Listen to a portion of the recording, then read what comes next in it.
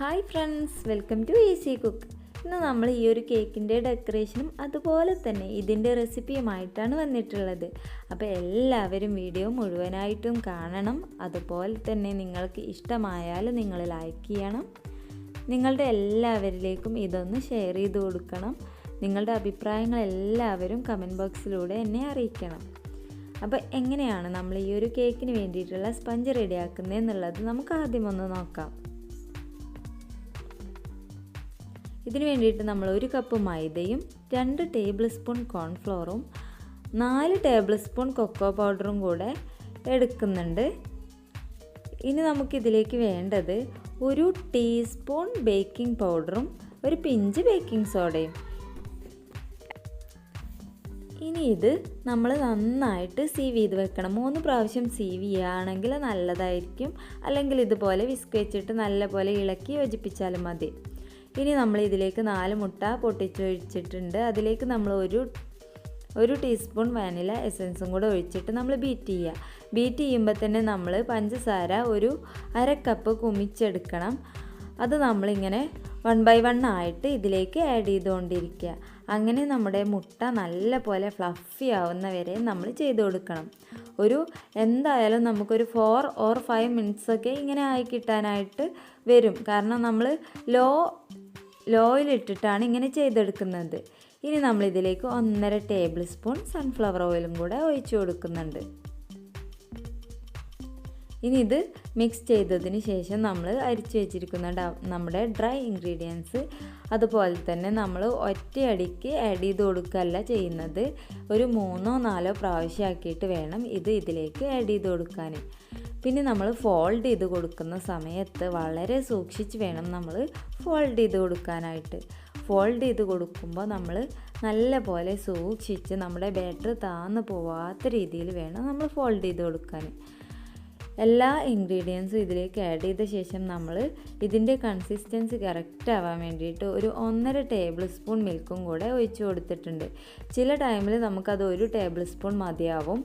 അല്ലെങ്കിൽ ചില ടൈമിൽ നമുക്ക് 2 ടേബിൾ സ്പൂൺ വേണ്ടി വരും. അപ്പോൾ നമ്മളത് കൺസിസ്റ്റൻസിക്ക് അനുസരിച്ച് നമ്മളത് ചെയ്ത് കൊടുക്കണം. ഇനി നമ്മുടെ ബട്ടർ പേപ്പർ വെച്ച് ഓയിൽ ഗ്രീസ് ചെയ്ത നമ്മുടെ കേക്ക് ടിന്നിലോട്ട് നമ്മുടെ ഈ ബാറ്റർ ഒഴിച്ചു കൊടുക്കുക. അതിനുശേഷം നമ്മൾ നല്ല പോലെ തട്ടിക്കൊടുക്കുക, നല്ല പോലെ ടാപ്പ് ചെയ്ത് കൊടുക്കുക.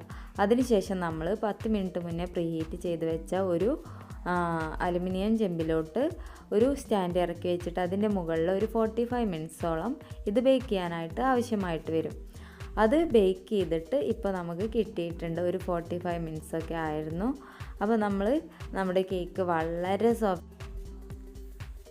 നമ്മൾ ഈ ഒരു അളവ് കറക്റ്റാക്കിയിട്ടാണ് നിങ്ങൾ എടുക്കുന്നത് എന്നുണ്ടെങ്കിൽ നിങ്ങൾക്കും ഇതുപോലെ തന്നെ നല്ല സോഫ്റ്റായിട്ടും അതുപോലെ തന്നെ നിങ്ങൾ സൂക്ഷിച്ചാണ് ഇത് കൈകാര്യം ചെയ്യുന്നതെന്നുണ്ടെങ്കിൽ നിങ്ങൾക്ക് നല്ല രീതിക്ക് തന്നെ നിങ്ങളുടെ ഈ ഒരു സ്പഞ്ച് നിങ്ങൾക്ക് കിട്ടും. അപ്പോൾ എല്ലാവരും നല്ല പോലെ സൂക്ഷിച്ച് വേണം ഇതിന് വേണ്ടിയിട്ട് ട്രൈ ചെയ്യാനായിട്ട്.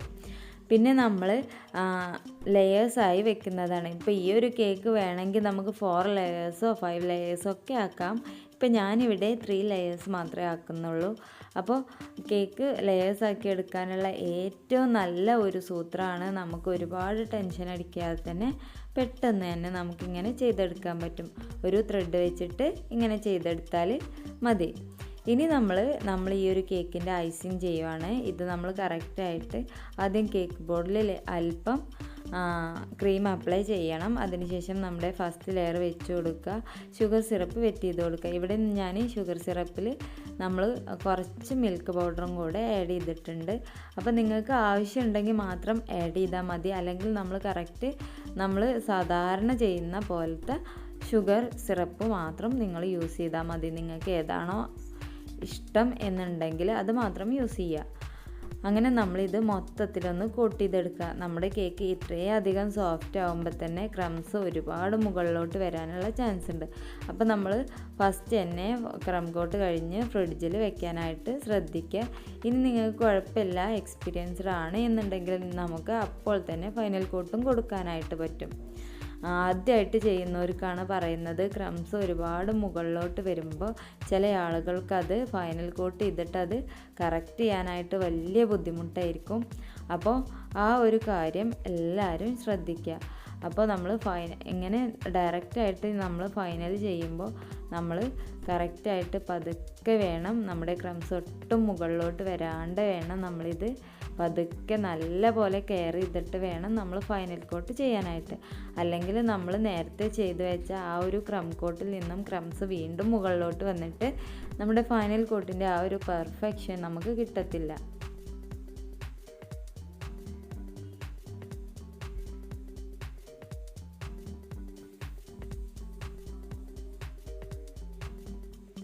ഇതുപോലെ പതുക്കെ വേണം നമ്മളിത് ചെയ്ത് കൊടുക്കാനായിട്ട്.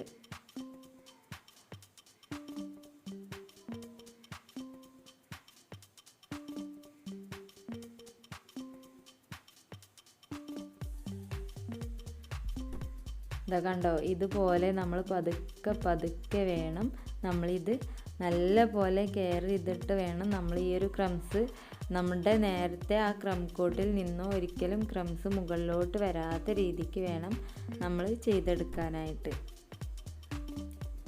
പക്ഷെ നമ്മൾ ഫ്രിഡ്ജിൽ വെച്ച് നല്ല പോലെ സെറ്റായിട്ടാണ് ചെയ്യുന്നത് എന്നുണ്ടെങ്കിൽ പെട്ടെന്നൊന്നും ക്രംസ് ഒന്നും മുകളിലോട്ട് വരത്തില്ല. അപ്പോൾ നമുക്കത് വളരെ സുഖമായിരിക്കും അങ്ങനെ ചെയ്യുകയാണെങ്കിൽ. നമ്മളൊരു 2 hours നമ്മൾ ഫ്രിഡ്ജിൽ വെച്ചിട്ട് നല്ല പോലെ സെറ്റ് ആവുകയാണെങ്കിൽ നമുക്ക് ഒട്ടും ബുദ്ധിമുട്ടില്ലാതെ തന്നെ നമുക്കിത് ചെയ്തെടുക്കാനായിട്ട് പറ്റും.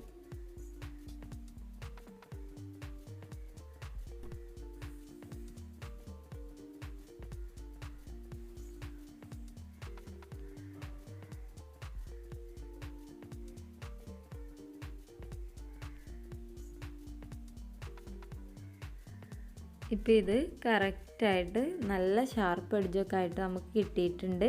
അപ്പോൾ നമ്മളിനി ബ്ലൂ ലിക്വിഡ് കളറാണ് ബ്ലൂ യൂസ് ചെയ്യുന്നത്. അപ്പോൾ ലിക്വിഡ് കളർ യൂസ് ചെയ്തിട്ട് ഒരു ലൈറ്റ് ഒരു സ്കൈ ബ്ലൂവിൻ്റെ ആ ഒരു ലൈറ്റ് കളറാക്കിയിട്ട് നമ്മൾ എടുക്കുകയാണ്. അപ്പോൾ നമ്മൾ 100ൻ്റെ 15 നമ്പർ നോസിൽ വെച്ചിട്ടാണ് ഈ ഒരു ഫ്ലവർ നമ്മൾ ചെയ്തെടുക്കുന്നത്. ഈ ഒരു നോസിൽ വെച്ചിട്ട് നല്ല രീതിക്ക് തന്നെ നമുക്ക് ഫ്ലവേഴ്സൊക്കെ ചെയ്തെടുക്കാൻ പറ്റും. പിന്നെ നമ്മുടെ ക്രീമിൻ്റെ കാര്യം, ക്രീം നമ്മൾ വിപ്പ് ചെയ്യുമ്പോൾ ലോ ലെവലിൽ ഇട്ടിട്ട് വിപ്പ് ചെയ്യുകയാണെങ്കിൽ തന്നെ നമുക്ക് കറക്റ്റായിട്ട് നമ്മുടെ ഫ്ലവേഴ്സൊക്കെ ചെയ്യാൻ പറ്റും. എയർ ബബിൾസും കുറവായിരിക്കും. അപ്പോൾ നമുക്ക് നമ്മുടെ പെറ്റൽസ് ഒന്നും പൊട്ടിപ്പോവാണ്ട് തന്നെ കിട്ടും. പിന്നെ നമ്മുടെ ക്രീം കറക്റ്റ് കൺസിസ്റ്റൻസിക്ക് ആവുമ്പോൾ തന്നെ നമ്മുടെ ഫ്ലവേഴ്സ് നന്നായിട്ട് ഒറിജിനാലിറ്റി ഫീൽ ചെയ്യാൻ പറ്റും. അപ്പോൾ എല്ലാവരും വിപ്പ് ചെയ്യുന്ന കാര്യത്തിൽ നല്ല പോലെ ശ്രദ്ധിച്ചു കഴിഞ്ഞാൽ എല്ലാവർക്കും ഫ്ലവേഴ്സൊക്കെ അതിൻ്റേതായിട്ടുള്ള ആ ഒരു പെർഫെക്ഷനിൽ തന്നെ ചെയ്യാനായിട്ട് പറ്റും. അപ്പോൾ നമ്മുടെ ഈ ഒരു ഫ്ലവർ ഇവിടെ റെഡി ആയിട്ടുണ്ട്. ഇത് ഇനി നമ്മൾ കേക്കിലോട്ട് അപ്ലൈ ചെയ്യാം.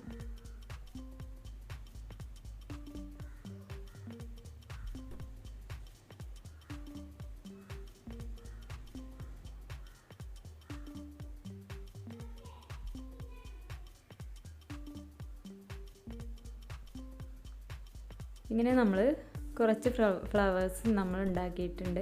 അപ്പോൾ ഇതെല്ലാം നമ്മൾ ഇതിൻ്റെ മുകളിലോട്ട് ആഡ് ചെയ്ത് കൊടുക്കുകയാണ് ചെയ്യുന്നത്. ഇപ്പോൾ നമ്മുടെ ഫ്ലവേഴ്സ് എല്ലാം നമ്മൾ ആഡ് ചെയ്തിട്ടുണ്ട്. ഇനി നമ്മൾ ഇതിന് ലീഫ് കൊടുക്കാൻ വേണ്ടിയിട്ട് 100ൻ്റെ 10 നമ്പർ നോസിൽ, ലീഫിൻ്റെ നോസിലാണ്. അപ്പോൾ ആ ഒരു നോസിൽ വെച്ചിട്ട് നമ്മൾ ഇതിന് ലീവ്സ് വരഞ്ഞു കൊടുക്കുന്നുണ്ട്. അപ്പോൾ ഇനി നമുക്ക് ഞാനിവിടെ എടുത്തിട്ടുള്ളത് ഗ്രീന് ലിക്വിഡ് കളറും അതുപോലെ തന്നെ ജെൽ കളറും കൂടെ ആഡ് ചെയ്തിട്ടുണ്ട് കേട്ടോ. അപ്പോൾ ഈ ഒരു ടൈമിൽ ഞാൻ ഇവിടെ കൊട്ട മെടയുന്ന പോലെ തന്നെയാണ് ഇതിൻ്റെ മുകൾ ഭാഗം കൊടുത്തിട്ടുള്ളത്. അപ്പോൾ ഈ ഒരു നോസിൽ എന്ന് വെച്ചാൽ 100ൻ്റെ 9 നമ്പർ നോസിലാണ് കേട്ടോ. അപ്പോൾ ഈ ഒരു നോസിൽ വെച്ചിട്ട് ഒരുപാട് ക്രീമില്ലാണ്ട് തന്നെ നമുക്ക് കൊട്ട വരഞ്ഞെടുക്കാനായിട്ട് പറ്റും. അപ്പോൾ ബാസ്ക്കറ്റൊക്കെ വരയാൻ വേണ്ടിയിട്ട് നമുക്ക് ഞാൻ എപ്പോഴും ചെയ്യുന്നത് വേറൊരു നോസിൽ വെച്ചിട്ടാണ്. അപ്പോൾ ഈ ഒരു നോസിൽ വെച്ചിട്ടാകുമ്പോൾ നമുക്കൊന്നും കൂടെ ഒരു അങ്ങനെ പരന്നിട്ടാണ് നമ്മുടെ ഈ ഒരു നോസിലൂടെ വരുന്നത്. അപ്പോൾ ഇതിൽ കൂടുതലായിട്ട് ക്രീമിൻ്റെ ആവശ്യമില്ല. ഞാൻ നേരത്തെയൊക്കെ ചെയ്യുന്ന ആ ഒരു ബാസ്ക്കറ്റ് കേക്കൊക്കെ ചെയ്തത് വേറൊരു കൊട്ടയുടെ നോസിലായി വെച്ചിട്ടായിരുന്നു. അപ്പോൾ ആ ഒരു നോസിൽ വെച്ചിട്ടാണെങ്കിൽ നമുക്ക് കുറച്ചുകൂടെ അധികം ക്രീം ആവശ്യമായിട്ട് വരും. ഈ ഒരു നോസിലാണെങ്കിൽ നമുക്ക് അത്രയ്ക്ക് അധികം വരില്ല. ക്രീം വരും, പക്ഷേ മറ്റേ ആ ഒരു നോസിലിനേക്കാളും കുറവായിരിക്കും എന്നാണ് ഞാൻ പറഞ്ഞത്. അപ്പോൾ ഇങ്ങനെ നമ്മൾ ഇതിൻ്റെ മുകൾ ഭാഗം ഇങ്ങനെ ചെയ്തെടുത്തിട്ടുണ്ട്. ഇനി നമ്മൾ ഇതിൻ്റെ എഡ്ജസൊക്കെ ഒന്ന് കറക്റ്റ് ചെയ്ത് കൊടുക്കണം. നമ്മുടെ സ്ക്രാപ്പർ വെച്ചിട്ട് പതുക്കെ ഇങ്ങനെ ചെയ്യുമ്പോൾ നമുക്ക് ആ ഒരു കറക്റ്റായിട്ട് ആ റൗണ്ട് കിട്ടും.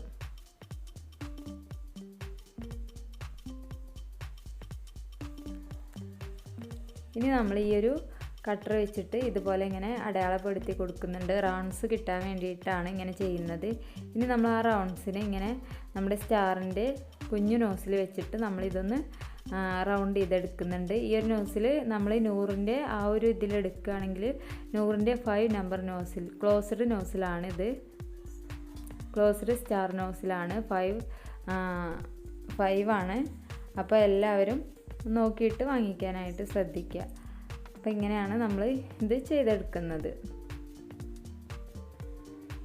ഇനി നമ്മൾ അതിനേക്കാളും കുറഞ്ഞ റൗണ്ട്സ് എടുക്കാൻ വേണ്ടിയിട്ട് ഞാനിവിടെ ഒരു നോസിലാണ് എടുത്തിട്ടുള്ളത്. അല്പം വട്ടം കൂടിയ നോസിലാണ് ഞാൻ എടുത്തിട്ടുണ്ടായിരുന്നത്.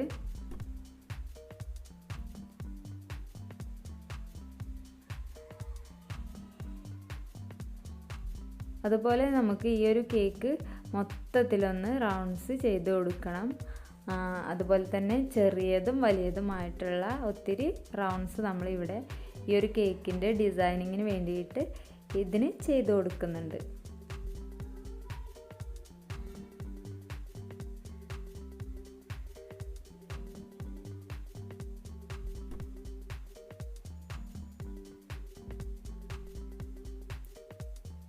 ഇതുപോലെ ഇങ്ങനെ അടയാളം ഇട്ട് കഴിഞ്ഞാൽ നമുക്ക് വളരെ ഈസി ആയിട്ട് തന്നെ നമ്മുടെ റൗണ്ട്സ് കറക്റ്റ് ചെയ്തിട്ട് നമുക്ക് ചെയ്യാൻ പറ്റും. നമ്മളൊരു അടയാളം ഒന്നും ഇടാതെയാണ് ചെയ്യുന്നത് എന്നുണ്ടെങ്കിൽ ചിലപ്പോൾ നമുക്ക് ആ റൗണ്ട്സ് കറക്റ്റായിട്ട് കിട്ടില്ല. അപ്പോൾ നമ്മളെപ്പോഴും നല്ലതൊരു മാർക്ക് ഇട്ടതിന് ശേഷം ഇങ്ങനെ റൗണ്ട്സ് ചെയ്ത് കൊടുക്കുന്നതായിരിക്കും ഇങ്ങനത്തെ ഡിസൈൻ ചെയ്യുമ്പോൾ.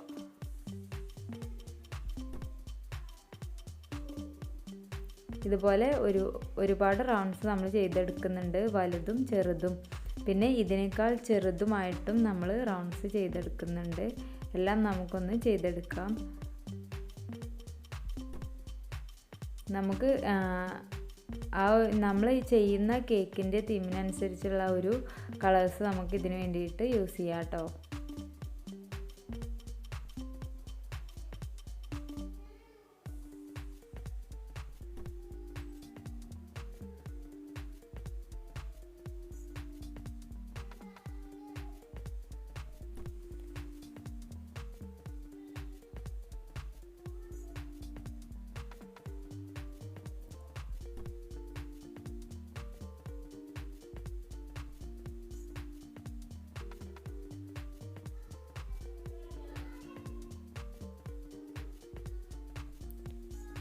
ഇങ്ങനെ നമ്മൾ മൊത്തത്തിലൊന്ന് ചെയ്തെടുക്കുകയാണ് ചെയ്യുന്നത്.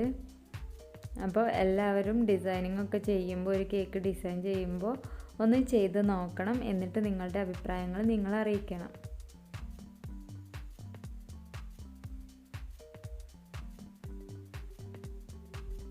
പിന്നെ നമ്മുടെ ചാനൽ ആരെങ്കിലും ഒന്ന് സബ്സ്ക്രൈബ് ചെയ്യാതെ കാണുന്നുണ്ട് എന്നുണ്ടെങ്കിൽ നിങ്ങളെല്ലാവരും ഒന്ന് സബ്സ്ക്രൈബ് ചെയ്യണം. അതുപോലെ തന്നെ തൊട്ടടുത്ത് കാണുന്ന ബെല്ലൈക്കണിൽ ഓൾ ഓപ്ഷനും കൂടി കൊടുത്തിടാനും മറക്കരുത്. അപ്പോഴാണ് ഞാൻ വീഡിയോസ് അപ്ലോഡ് ചെയ്യുമ്പോൾ നിങ്ങൾക്ക് കാണാനായിട്ട് പറ്റുന്നത്.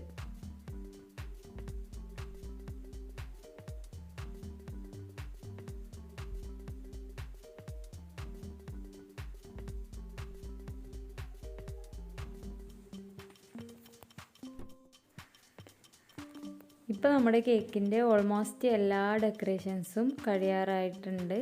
അപ്പോൾ നമ്മുടെ കേക്കിൻ്റെ എല്ലാ ഡെക്കറേഷൻസും ഏകദേശമൊക്കെ ആയിട്ടുണ്ട്. ഇനി നമ്മളിതിൽ ചെറിയ ചെറിയ ഡോട്ട്സ് മാത്രമായിട്ട് കൊടുക്കാനേ ഉള്ളൂ. ഇപ്പോൾ നമ്മുടെ കേക്കിൻ്റെ എല്ലാ വർക്ക്സും കഴിഞ്ഞിട്ടുണ്ട്. എല്ലാവർക്കും ഈ വീഡിയോ ഇഷ്ടപ്പെട്ടു എന്ന് വിചാരിക്കുന്നു. അതുപോലെ തന്നെ എൻ്റെ കേക്കും ഇഷ്ടപ്പെട്ടു എന്ന് വിചാരിക്കുന്നു. ഇഷ്ടപ്പെട്ടിട്ടുണ്ടെങ്കിൽ നിങ്ങൾ തീർച്ചയായിട്ടും ലൈക്ക് ചെയ്യണം. അതുപോലെ തന്നെ ഇത് മറ്റുള്ളവരിലേക്ക് എത്തിക്കാനും കൂടി ഒന്ന് ശ്രമിക്കണം. നിങ്ങളുടെ അഭിപ്രായങ്ങൾ നിങ്ങൾ കമൻറ്റ് ബോക്സിലൂടെ അറിയിക്കാൻ ഒരിക്കലും മറക്കരുത്.